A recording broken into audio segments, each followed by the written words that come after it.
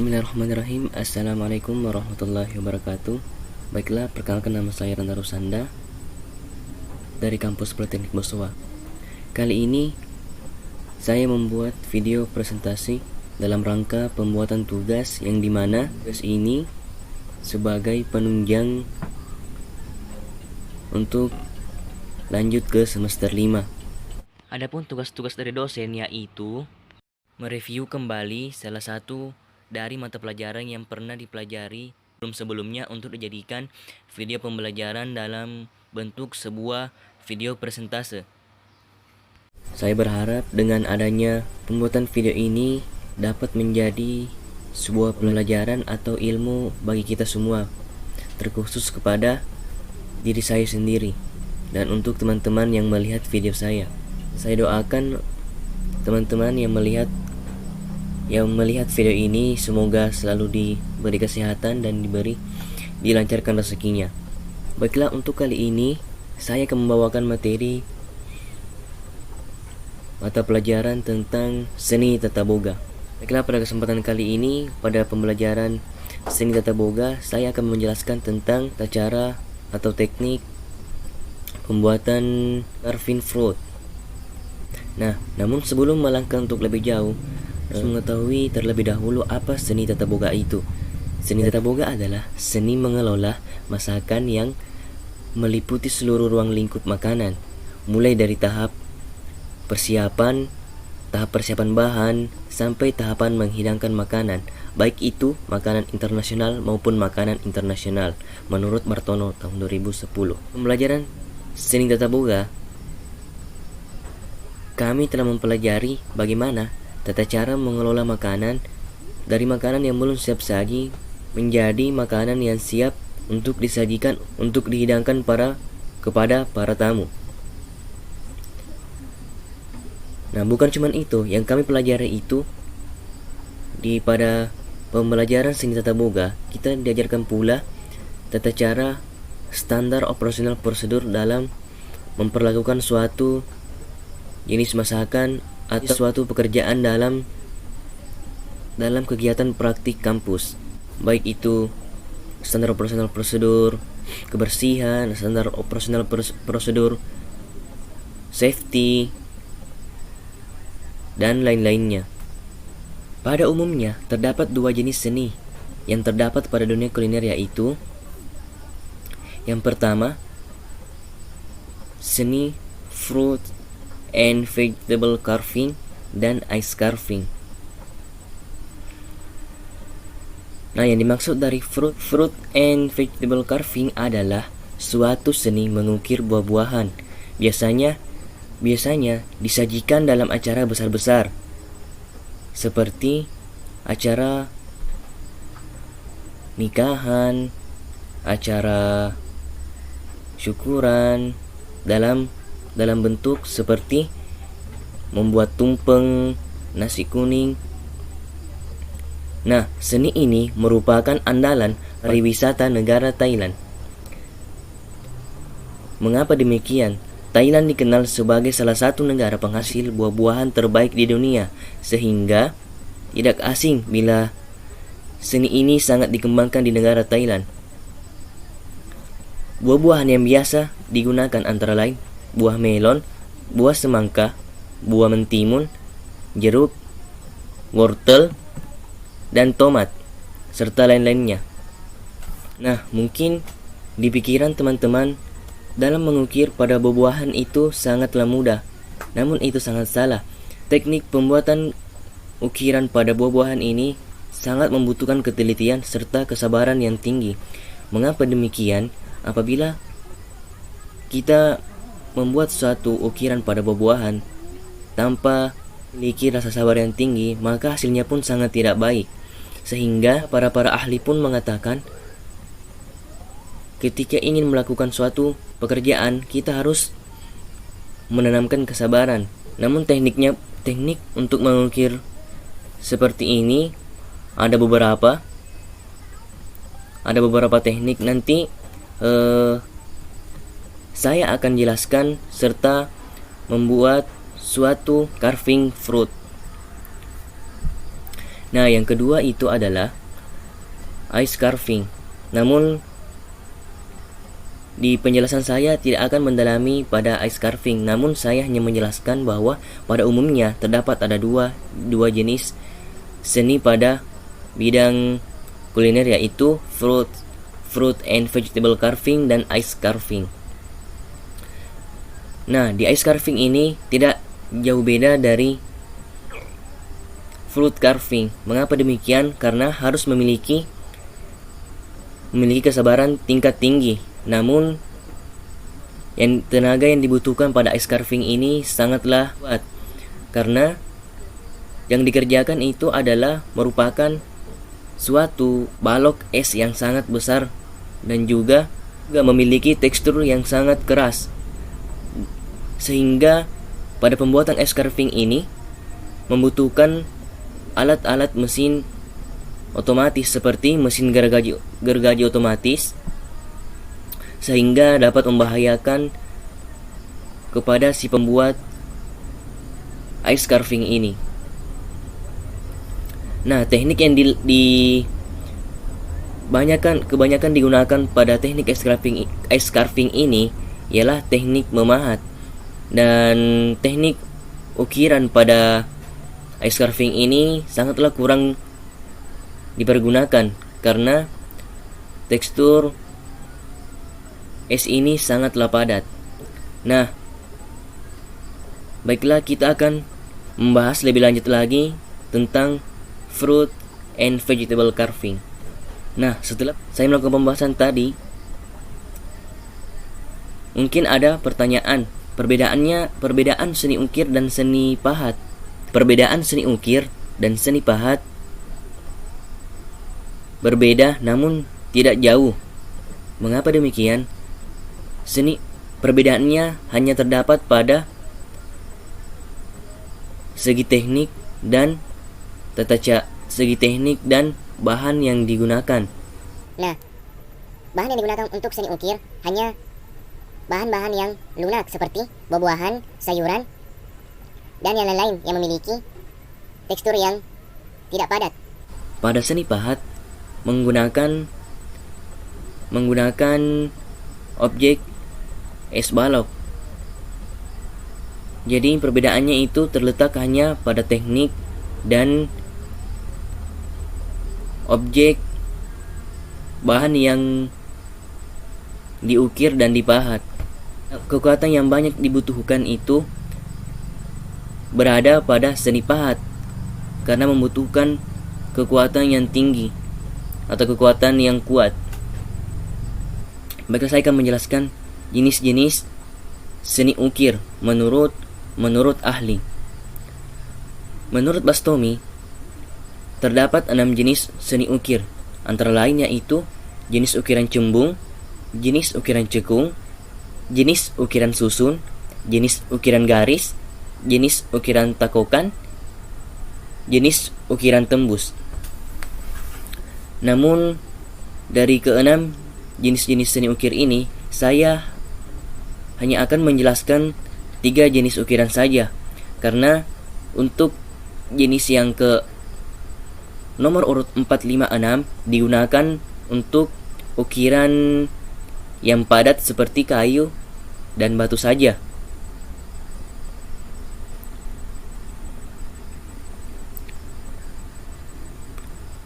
Nah, yang pertama itu adalah yang saya jelaskan itu terdapat pada nomor 1, 2, dan 3. Jenis ukiran cembung. Nah, jenis ukiran cembung ini biasanya digunakan untuk pembuatan relief. Relief artinya pembuatan dasar untuk pembuatan kelopak bunga atau pembuatan yang dasarnya berbentuk cembung.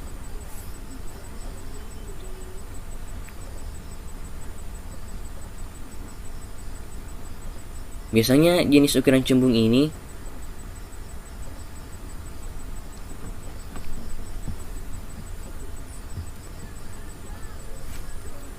Nah, yang kedua itu jenis ukiran cekung. Jenis ukiran cekung ini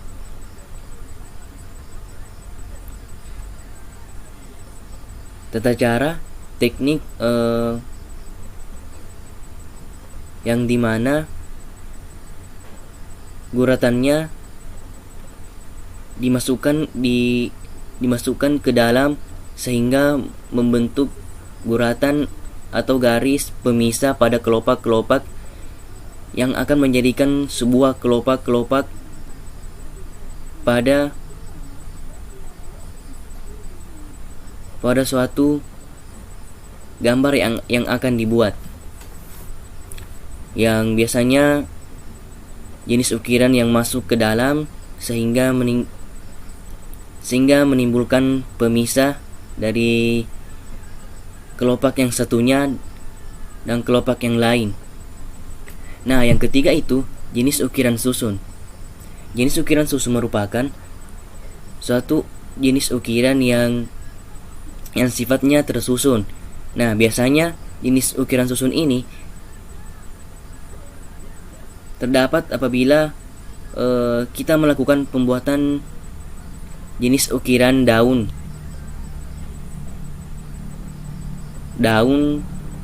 dan motif-motif lainnya yang sifatnya bentuknya tersusun dari atas ke bawah.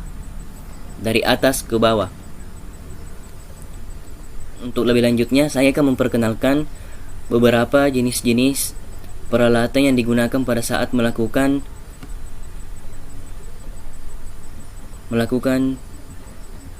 pengukiran buah.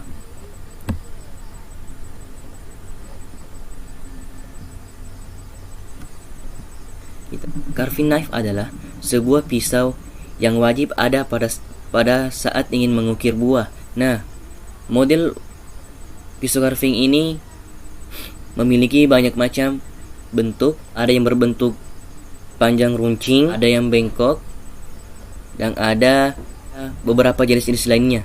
Untuk membuat suatu guratan-guratan, kita menggunakan nomor 4. Nah, untuk nomor 1 biasanya kita gunakan itu untuk semua lagi tergantung dari keahlian masing-masing. Ada juga yang sudah mahir hanya menggunakan beberapa pisau saja. Mungkin kalau sudah ahli bisa menggunakan 1-2 pisau saja. Adapun alat-alat peralatan lainnya, yang pertama itu ada paring knife, ada zucchini corer, ada Parisian scoop, dan ada chisel, serta ada peeler. Paring knife merupakan pisau yang digunakan untuk mengupas kulit buah seperti apel, seperti kentang, dan sebagainya. Dan zucchini corer merupakan suatu alat ukir yang berbentuk panjang dan memiliki lubang pada tengah untuk berfungsi sebagai menghilangkan lubangi pada suatu sayuran, contohnya seperti terong yang memiliki biji yang dikeluarkan dengan menggunakan zucchini corer ini. Yang ketiga itu Parisian scoop. Parisian scoop ini digunakan untuk menghasilkan suatu seperti bulatan. Keempat itu teman-teman, terbalik. Nah, yang keempat itu chisel atau pahatan. Pahatan ini digunakan hanya untuk penggunaan pemahatan ice carving saja. Namun bentuknya mirip dengan pahatan kayu. Nah, yang kelima itu adalah peeler. Fungsinya untuk mengupas kulit sayuran seperti wortel dan lain-lainnya. Teman-teman, untuk mempersingkat waktu, mari kita lakukan saja langsung pembuatan carving fruitnya. Baiklah, kita lanjut ke cara pembuatan carving buah wortel menjadi bunga mawar. Pertama, potong bagian bawah sepanjang 4 cm. Tidak usah diukur, langsung saja perkirakan 4 cm. Lalu potong. Usahakan potongannya selurus, presisi.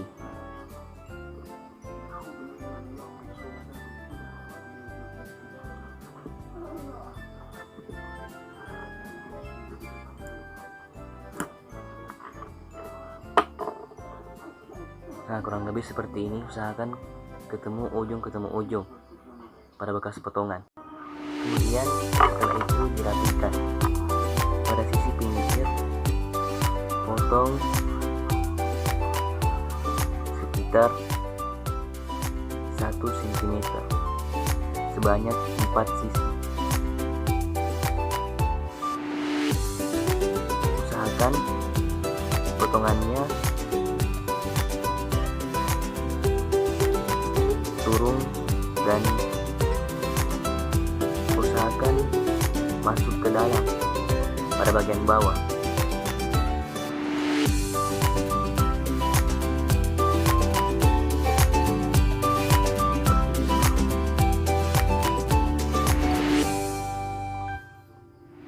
Kemudian pada sisi siku yang akan dibentuk kelopak dibentuk bulat.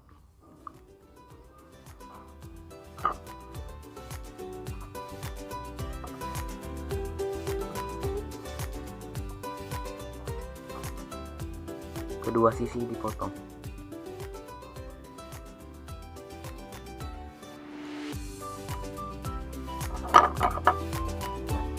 Kemudian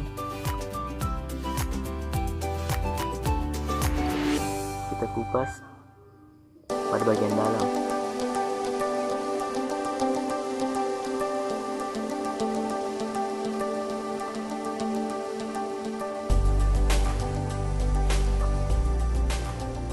Hingga menghasilkan kelopak bunga yang tipis. Usahakan masuk ke dalam. Nah, seperti ini. Kemudian pada bagian ini dihilangkan.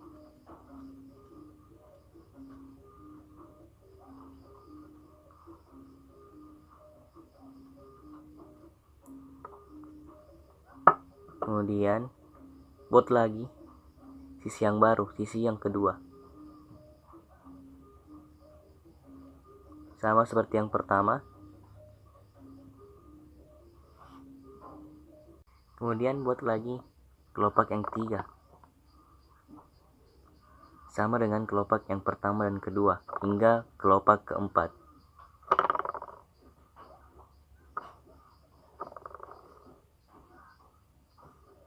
Dicongkel ke dalam.